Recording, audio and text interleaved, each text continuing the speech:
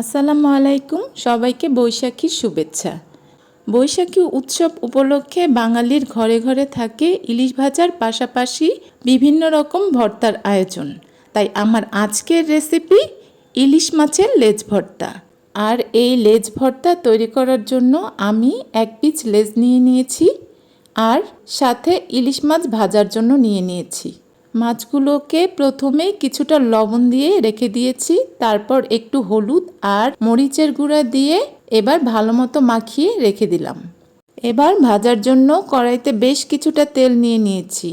5-6টি কাঁচামরিচ দিয়ে আগে মরিচটা ভেজে নিচ্ছি, সাথে একটু লবণ দিয়ে দিয়েছি। এরপর দিয়ে দিচ্ছি শুকনো মরিচ ভাজার জন্য।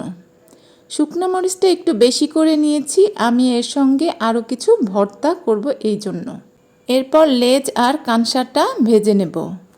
চুলার মিডিয়াম আঁচে লেজটা সুন্দর করে ভেজে নিচ্ছি। মুচমুচে ভাব এসে গেলেই আমি তুলে রাখছি।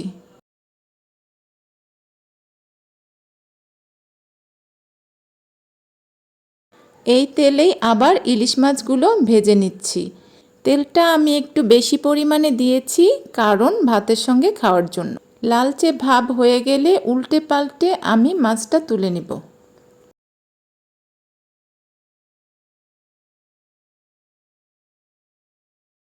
লেজের কাটা ছাড়িয়ে 1 টেবিল চামচ তেল দিয়ে ব্লান্ড করে নেব। ব্লান্ড করার সময় আমি আরও 1 চামচ তেল ব্যবহার করেছি। ব্লান্ডার ব্যবহার করেছি এই কারণেই, যাতে করে কাটার ভাব না থাকে। এই কাজটি আপনারা শিলপাটাতেও করে নিতে পারেন, কিন্তু শিলপাটাতে মিহি ব্লান্ড হয় না। শিলপাটাতে করে নিলে কাটাগুলো বেশ কিছুটা থেকে যায়, এই জন্যই ব্লান্ডার ইউজ করেছি।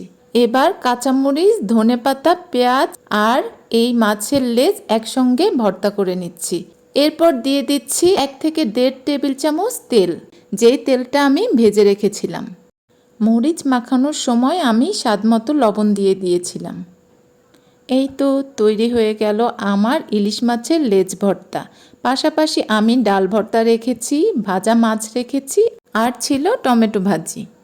আমার আজকের রেসিপি যদি ভালো লেগে থাকে তাহলে লাইক, কমেন্ট, শেয়ার এবং সাবস্ক্রাইব করে আমার পাশে থাকবেন।